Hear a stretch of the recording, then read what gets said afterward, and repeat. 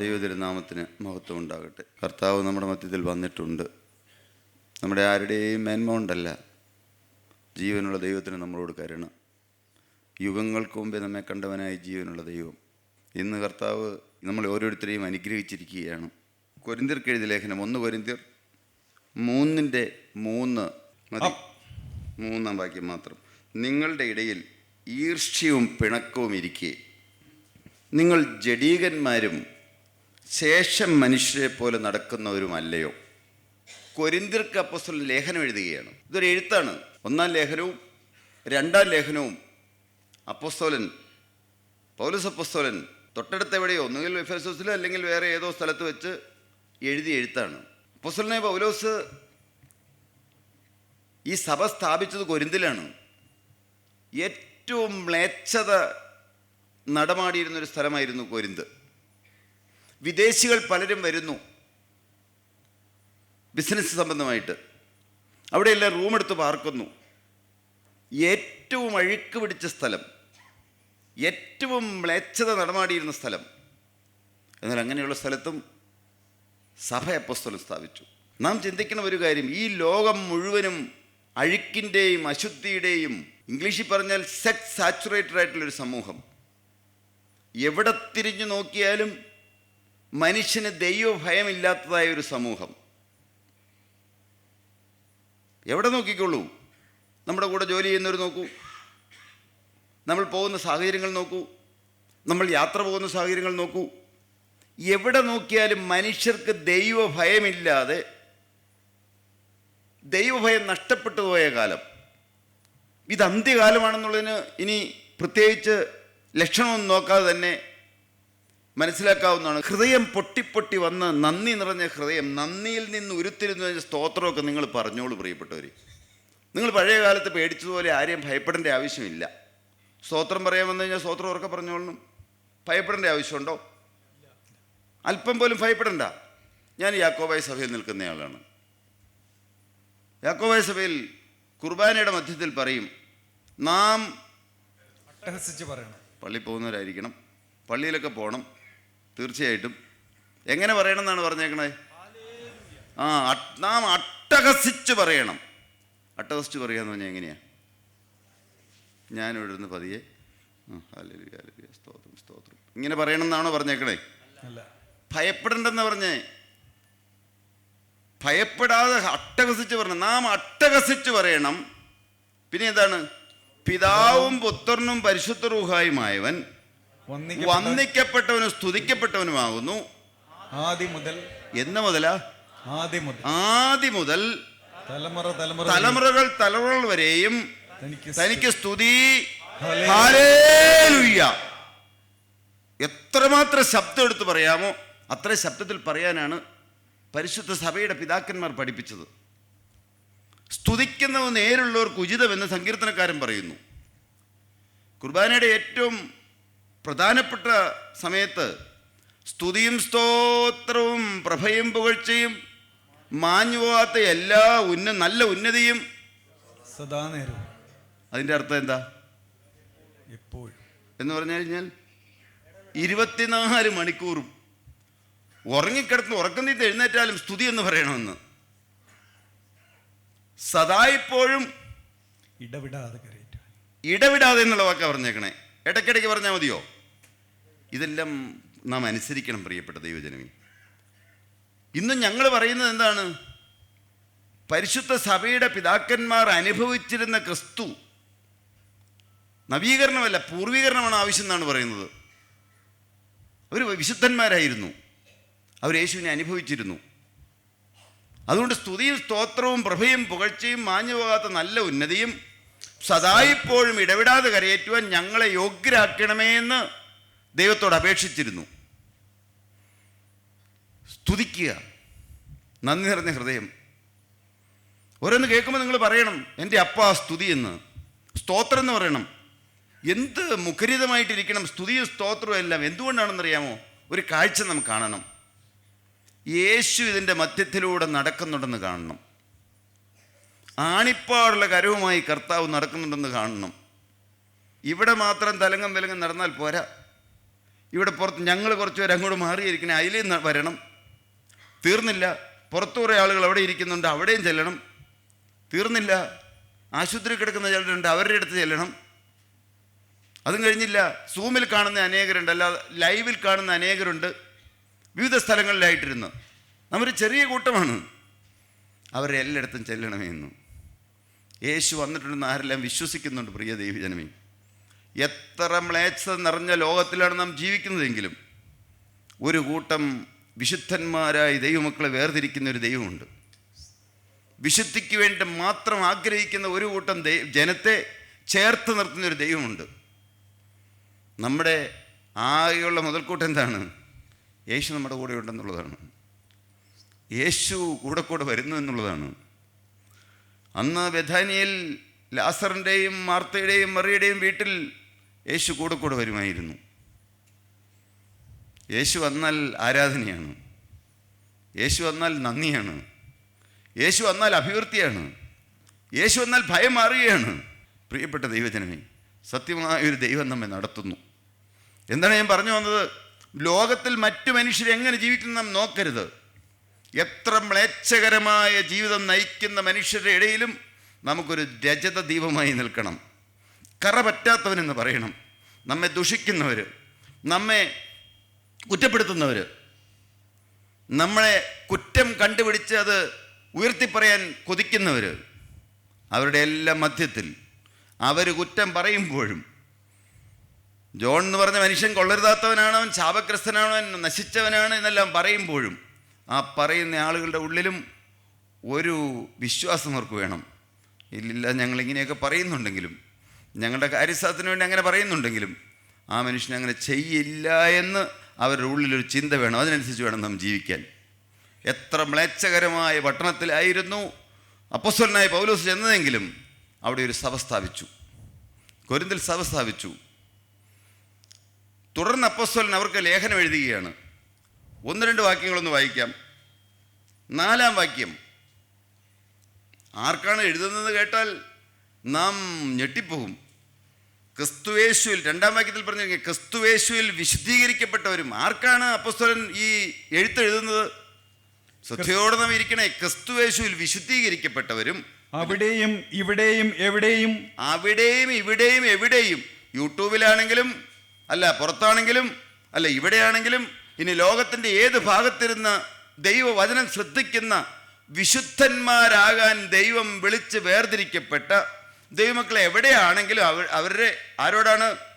നമ്മുടെ കർത്താവായ യേശുക്രിസ്തുവിന്റെ നാമത്തെ വിളിച്ചപേക്ഷിക്കുന്ന ഏവരോടും കൂടെ വിളിക്കപ്പെട്ട വിശുദ്ധന്മാർക്ക് തന്നെ എഴുതുന്നത്. കേട്ടോ, ആർക്കാണ് എഴുതുന്നത്? എഴുതുന്നത് ലോക മനുഷ്യർക്കല്ല. മനുഷ്യൻ്റെ ഒരു ശക്തി കൊണ്ട് ഒരു കാര്യവും നമ്മുടെ കൂട്ടായ്മ നടക്കില്ല. പിന്നെ ഒന്നിലൊരു തടസ്സം വരരുത്. ദൈവമക്കളെല്ലാം വളരെ പ്രാർത്ഥനയോടെ ഇരിക്കുന്നു. നല്ല മുഖം, നല്ല തെളിഞ്ഞ മുഖം. ദൈവം അനുഗ്രഹിക്കട്ടെ. എന്താണ് പറഞ്ഞു വന്നത്? വിശുദ്ധന്മാരെയാണ് വിളിച്ചത്. വിളിക്കപ്പെട്ട വിശുദ്ധന്മാർക്കാണ് എഴുതുന്നത്. അവർക്കാണ് എഴുത്തെഴുതുന്നത്. അവിടെയും ഇവിടെയും എവിടെയും നമ്മുടെ കർത്താവായ യേശുക്രിസ്തുവിൻ്റെ നാമത്തെ വിളിച്ചപേക്ഷിക്കുന്ന ഏവരോടും. കേട്ടോ, ആർക്കാണ് എഴുതുന്നത്? വിശുദ്ധന്മാർക്ക് എഴുതുന്ന ലേഖനമാണ്. പാപത്തിൽ ജീവിക്കുന്നവർക്ക് എഴുതുന്ന ലേഖനമല്ല. തൊട്ട് താഴെ അപ്പോസ്തലൻ പറയുകയാണ്, ഹൃദയം നിറഞ്ഞാണ് അപ്പോസ്തലൻ പറയുന്നത്, നിങ്ങൾക്ക് ക്രിസ്തുയേശുവിൽ നൽകപ്പെട്ട ദൈവകൃപ നിമിത്തം. എന്താണ് ആ വാക്കിൻ്റെ അർത്ഥം? കൃപയിൽ നിൽക്കുന്നവർക്ക്, ആ കൃപയിലാണല്ലോ നിൽക്കുന്നതെന്ന്. കർത്താവിൻ്റെ തിരുരക്തത്തിൻ്റെ കോട്ടയ്ക്കുള്ളിലാണല്ലോ ദൈവമക്കൾ ജീവിക്കുന്നത്. അവർ വിശുദ്ധിയോടെയാണല്ലോ ജീവിക്കുന്നത്. അവർ ദൈവഭയത്തോടെയാണല്ലോ ജീവിക്കുന്നത്. അങ്ങനെ ദൈവഭയത്തോടെ ജീവിക്കുന്ന വിശ്വാസികളായ വിശുദ്ധന്മാരായ ദൈവമക്കളെ ഓർത്ത് അപ്പോസ്തലൻ പറയുകയാണ്, നിങ്ങൾ കൃപയിൽ നിൽക്കുന്നതുകൊണ്ട് ഞാൻ എൻ്റെ ദൈവത്തിന് നിങ്ങളെക്കുറിച്ച് ഓർക്കുമ്പോൾ എപ്പോഴും എന്ത് ചെയ്യുന്ന പറഞ്ഞത്? സ്തോത്രം ചെയ്യും. എപ്പോഴും അപ്പോസ്തലന് സ്തോത്രം ചെയ്യാനേ ഉള്ളൂ. പ്രിയപ്പെട്ട ദൈവമക്കളെ, ഒരു കാര്യം പറയട്ടെ, നാം കൂട്ടായ്മയിൽ മുൻപന്തിൽ നിൽക്കുന്നവരെല്ലാവരും അല്ല, മുൻപന്തിയിൽ എന്ന് പറഞ്ഞു കഴിഞ്ഞാൽ കാര്യങ്ങളൊക്കെ നടത്തിപ്പിന് വേണ്ടിയിട്ട്, അല്ലാണ്ട് ഇവിടെ നേതാവില്ലല്ലോ ആരും. എല്ലാവരും എപ്പോഴും കൃപയിലായിരിക്കണം. ആരും ദൈവ കൃപ വിട്ട് പിന്മാറിപ്പോൻ ഇടവരരുത്. ഒരു അഴുക്ക് അശുദ്ധിയുടെ പേർ പറയുക പോലും വരുത്. വിശുദ്ധിയോടെ ജീവിച്ചേ പറ്റൂ. അല്ലെങ്കിൽ പ്രിയപ്പെട്ട ദൈവജനമേ, ഇവിടെ കൂടി വന്ന് അധികം കാലം നിൽക്കാൻ കഴിയില്ല. പയ്യെ പിന്തള്ളപ്പെട്ടു പോകും. ദൂരവേ അനുഭവിച്ച് നോക്കിയോളൂ. ദൂരവേ അനുഭവിച്ചാൽ പതിയെ പതിയെ മാറി മാറി നിന്ന് നോക്കിയോളൂ, അപകടം പറ്റും. ഒരുമിച്ച് തീയായിട്ട് ചേർന്ന് നിൽക്കുമ്പോൾ, കൊള്ളികളെല്ലാം ചേർത്ത് ഒരുമിച്ച് വയ്ക്കുമ്പോൾ അത് കത്തും. ഒരു കൊള്ളി അങ്ങ് മാറ്റി എവിടെയെങ്കിലും വെച്ചോളൂ, കൊള്ളി കെട്ടുപോകും. എത്ര ആത്മീയത്തിൽ തികഞ്ഞ വ്യക്തിയാണെങ്കിലും, എത്രമാത്രം ഉയർന്ന നിലവാരത്തിലുള്ള ആളാണെങ്കിലും, ഒരുമിച്ച് കൂടിയിരിക്കുമ്പോൾ, ഒരുമിച്ച് ചേർന്നിരിക്കുമ്പോൾ എന്താണ്? ദൈവകൃപയിലായിരിക്കും. ഞാൻ നിങ്ങളെക്കുറിച്ച് ഓർക്കുമ്പോൾ സ്തോത്രം ചെയ്യുകയാണെന്ന്. അങ്ങനെ ദൈവമക്കൾ ഒരുമിച്ച് കൂടുമ്പോൾ ഒരിക്കലും ആരെക്കുറിച്ചും സങ്കടം വരാനിട വരരുത്. എന്താണ് പറഞ്ഞു വരുന്നത്? പാപം ജീവിതത്തിൽ വരരുത്. ഒരു തെറ്റിന് നാം ഇടം കൊടുക്കരുത്. വിശുദ്ധിയും വേർപാടും ജീവിതത്തിൽ ഉണ്ടായിരിക്കണം. പഴയകാലത്ത് അന്ന് പെന്തക്കോസ്ത് സഭകൾ തുടങ്ങിയ സമയത്ത് അന്ന് അവർക്ക് വിശുദ്ധി ഉണ്ടായിരുന്നു, അന്ന് അവർക്ക് വേർപാടുണ്ടായിരുന്നു, വിശുദ്ധിയോടെ ജീവിക്കണമെന്നുള്ള കൊതിയുണ്ടായിരുന്നു. ഞാൻ ആരെയും കുറ്റം പറയുന്നില്ല. എന്നാൽ ചില കാര്യങ്ങളെല്ലാം കേൾക്കുമ്പോൾ ചങ്ക് പൊട്ടിക്കരയുന്നത് പോലെ നമ്മൾ സങ്കടം വരും. പല സഭകളിലും നടക്കുന്ന കാര്യങ്ങൾ ഒരിക്കലും ആരെയും കുറ്റപ്പെടുത്തുന്നില്ല. പ്രിയപ്പെട്ടവരെ, പുതിയ സഭകളെന്ന് പറയുന്ന സഭകളിൽ പോലും നടക്കുന്ന കാര്യങ്ങളാണ് ഞാൻ പറയുന്നത്. നിങ്ങൾ അങ്ങോട്ടും ഇങ്ങോട്ടും നോക്കി അഴലേണ്ട ആവശ്യമില്ല. ജീവനുള്ള ക്രിസ്തുവിനെ മാത്രം നോക്കൂ. അപ്പോസ്തലൻ അവരെ ഓർക്കുമ്പോൾ, ദൈവമക്കളെ ഓർക്കുമ്പോൾ സ്തോത്രം ചെയ്യുകയാണ്. അടുത്ത വാക്ക് എന്താണ്? ക്രിസ്തുവിൻ്റെ സാക്ഷ്യം നിങ്ങളിൽ ഉറപ്പായിരിക്കുന്നത് പോലെ ശരിയായിട്ട് സാക്ഷ്യത്തോടെ ജീവിക്കുന്ന ദൈവമക്കൾ. തീർന്നില്ല. വിശേഷാൽ സകല വചനത്തിലും, കേൾക്കണേ, സകല വചനത്തിലും, പിന്നെയോ സകല പരിജ്ഞാനത്തിലും സമ്പന്നരായി തീർന്നു. പരിജ്ഞാനം, ദൈവിക പരിജ്ഞാനമുള്ളവർ, ദൈവിക വചനം മുഴുവൻ അറിയാവുന്നവർ, ദൈവിക വചനത്തിൽ പരിജ്ഞാനമുള്ളവർ, വചനത്തിൽ സമ്പന്നരായവർ എല്ലാം ഉണ്ടായിരുന്നവരായിരുന്നു. പിന്നെയോ തീർന്നില്ല. പിന്നെ പറയാണ് എല്ലാ കൃപാവരമുള്ളവർ. കേൾക്കണോ? കൃപാവരത്തെക്കുറിച്ച് അറിയണമെങ്കിൽ 1 കൊരിന്ത്യർ 12-14 വായിച്ചു നോക്കണം. എന്തൊക്കെയാണ് കൃപാവരങ്ങൾ? നാം ഓരോരുത്തരും ആഗ്രഹിക്കണം. കർത്താവേ, എനിക്ക് ദർശന വരം തരണമേ, എനിക്ക് ഡിസേൺമെൻറ്റ് ഓഫ് ഹോളി സ്പിരിറ്റ് തരണമേ, എനിക്ക് കർത്താവേ വെളിപ്പാടിൻ്റെ വരം നൽകണമേ, എനിക്ക് രോഗികൾക്ക് വേണ്ടി പ്രാർത്ഥിക്കാനുള്ള വരം നൽകണമേ. അപ്പോസ്തലൻ പറഞ്ഞത് എല്ലാവരും വിവിധ വരങ്ങൾ ആഗ്രഹിക്കുന്നതാണ്. ഈ കൂടെ മുമ്പിൽ വന്നിരിക്കുന്ന കുറച്ച് പേര് ഈ കാര്യങ്ങൾ നടത്തുന്നവർ, അവർക്ക് മാത്രം വരം കിട്ടിയാൽ മതിയോ? ദൈവം ചോദിക്കുന്നവർക്കെല്ലാം തരും. പ്രിയപ്പെട്ടവരെ, അവരുടെ യോഗ്യത നോക്കിയിട്ടല്ല. കർത്താവേ, അവരെല്ലാം നിലനിർത്തിക്കൊള്ളണു എന്ന് പ്രാർത്ഥിക്കുന്നു. വലിയൊരു അപകടമുണ്ട്. എന്താണെന്നറിയാമോ? ഒന്ന് തീ സ്വർഗത്തിൽ നിന്നിങ്ങനെ ദൈവമക്കൾ എഴുന്നേറ്റ് നിൽക്കുമ്പോൾ സ്വർഗത്തിൽ നിന്ന് തീ നാവിൽ കത്തിയാൽ അടുത്ത ഉടനെ അവൻ്റെ ഊഴം എന്താണെന്നറിയാമോ? ദുഷ്ടനായ പിശാച് ചുറ്റിക്കറങ്ങ് നടക്കുകയാണ്. അലറുന്ന സിംഹം പോലെ, മറക്കരുത്, ആരെ വിഴുങ്ങേണ്ടെന്ന് തിരഞ്ഞ് ചുറ്റി നടക്കുകയാണ്. ഒരു ദുഷ്ടനായ പിശാച് നമ്മെ ചുറ്റി നടക്കുന്നുണ്ട്. എങ്ങനെയെങ്കിലും ഭിന്നത വരുത്താൻ, എങ്ങനെയെങ്കിലും ഒരു ഇഷ്ടക്കുറവുണ്ടാക്കാൻ, അതല്ലെങ്കിൽ ഏതെങ്കിലും ഒരു അഴുക്ക് ചിന്ത തരാൻ, അല്ലെങ്കിൽ ഒരു പ്രലോഭനത്തിൻ്റെ വാക്കുകൾ ആരെങ്കിലും പറയുന്നത് കേൾക്കാൻ, അല്ലെങ്കിൽ ആർക്കെങ്കിലും ഒരു മെസ്സേജ് വിട്ടു, അവിടെ നിന്ന് നല്ല മനോഹരമായിട്ട് മെസ്സേജ് തിരിച്ചു വിടുന്നു, അല്ലെങ്കിൽ എന്തെങ്കിലും ഒരു കാര്യത്തിനകത്ത് കുടുങ്ങുന്നു. സൂക്ഷ്മതയോടെ ജീവിച്ചു കൊള്ളണം. ദൈവത്തിൽ ജനിച്ചവൻ തന്നെത്താൻ സൂക്ഷിക്കണമെന്ന്, സൂക്ഷ്മതയോടെ ജീവിക്കണമെന്ന്, ഒരു തെറ്റിനും ഇടം കൊടുക്കരുതെന്ന് ഉപദേശിക്കുന്ന ഞങ്ങൾ ആരും തികഞ്ഞവരായെന്നുകൊണ്ട് പറയുകയില്ല. എന്നാൽ ജീവനുള്ള ദൈവം കൃപയാൽ ഹൃദയത്തിലൊരു കൊതി തന്നിരിക്കുന്നു. ഒരു വിശുദ്ധ ജനമായി നാം ശേഷിക്കണമെന്ന്. ഞങ്ങളുടെയൊക്കെ കാലം കഴിഞ്ഞു പോയാലും ഈ കൂട്ടായ്മ കർത്താവിൻ്റെ 2ാമത്തെ വരെ നിലനിൽക്കണമെന്ന്, നിങ്ങളെല്ലാവരും ഉപദേശികളായി എഴുന്നേറ്റ് വരണമെന്ന്, ഈ മുഴുവൻ കൂടി വന്നിരിക്കുന്ന ജനവും പ്രസംഗിക്കാൻ എഴുന്നേറ്റ് വരണമെന്ന്. ഇവിടെ ആരും ഇന്നയാളെന്നില്ല. യേശു എൻ്റെ ജീവിതത്തിൽ ഇന്നത് ചെയ്തു എന്ന് അനുഭവമുള്ളവരായി മാറണമെന്ന്, ഉപവാസം എടുക്കണമെന്ന്, നമുക്ക് തീയായി നിൽക്കണമെന്നാണ് പറഞ്ഞു. പ്രിയപ്പെട്ടവരെ, കർത്താവ് അന്ന് സെഹിയോൻ മാളികയിൽ അന്ന് തീയായി പരിശുദ്ധാത്മാവ് തൻ്റെ ജനത്തിൻ്റെ മേലെ ഇറങ്ങിയതുപോലെ ആ പരിശുദ്ധാത്മാവ് മുക്കുവരായ സാധുക്കളായി അവർക്ക് കൊടുത്തെങ്കിൽ പരിശുദ്ധാത്മാവ് ചോദിക്കുന്ന എല്ലാവർക്കും തരുമെന്ന്. പരിശുദ്ധാത്മാവില്ലാതെ ഒരിക്കലും നമുക്ക് ജയജീവിതം സാധ്യമല്ല. ഞാൻ എന്താണ് പറഞ്ഞു വന്നത്? യേശുക്രിസ്തുവിൻ്റെ സകല പരിജ്ഞാനത്തിൽ തികഞ്ഞവരായിരുന്നു, കൃപാവരത്തിൽ തികഞ്ഞവരായിരുന്നു. തീർന്നില്ല, യേശുക്രിസ്തുവിൻ്റെ പ്രത്യക്ഷത കാത്തിരുന്നവരായിരുന്നു.